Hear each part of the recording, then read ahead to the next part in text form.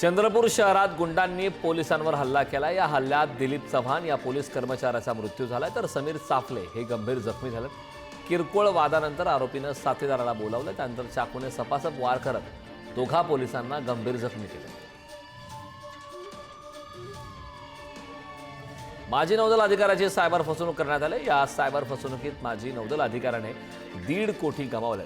Share ट्रेंडिंगमध्ये चांगला परतावा मिळण्याचा आमिष दाखवत सायबर चोरांनी या अधिकाऱ्याला गंडा घातला। प्रकरणी पोलिसात गुन्हा दाखल करण्यात आला। अंमली पदार्थाचे सेवन करत इंस्टाग्रामवर व्हिडिओ व्हायरल करणाऱ्या 4 तरुणांना अटक करण्यात आली। नवी मुंबई पोलिसांच्या अंमली पदार्थ विरोधी पथकाने ही कारवाई केली। विशेष म्हणजे यात एका अल्पवयीन मुलाचा सुद्धा समावेश आहे।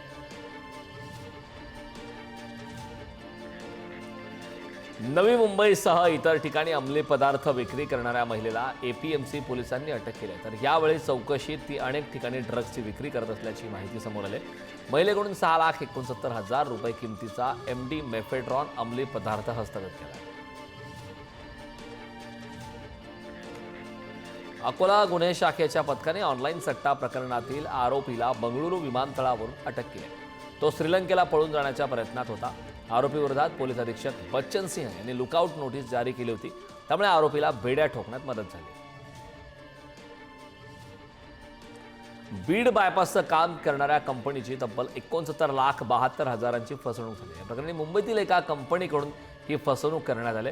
त्या कंपनीच्या 4 संचालकांविरोधात सातारा पोलिसांनी गुन्हा नोंदवला आहे। पाईपचा पुरवठा करण्याच्या बहाण्यानं हा गंडा घालण्यात आला।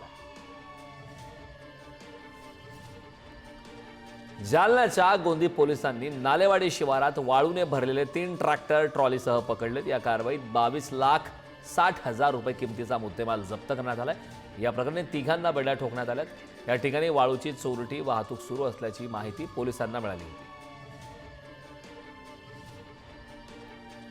नागपुरात गुन्हे शाखेच्या पथकानं प्रतिबंधित तंबाखूजन्य हुक्का पार्लरवर कारवाई केली। या कारवाईत 4 जणांना ताब्यात घेतलं असून 54,000 रुपयांचा मुद्देमाल जप्त करण्यात आला। पोलिसांनी या हुक्का पार्लरविषयी माहिती मिळाली होती। नागपूरच्या रामनगर चौकात भाजी विक्रेत्यानं गॅरेज चालविणाऱ्या इसमाची हत्या केल्याचा प्रकार समोर आला। क्षुल्लक कारणावरून दोघांमध्ये वाद झाला आणि वादाचं रूपांतर हत्येत झालं। या प्रकरणी भाजी विक्रेत्याला पोलिसांनी आता अटक केली।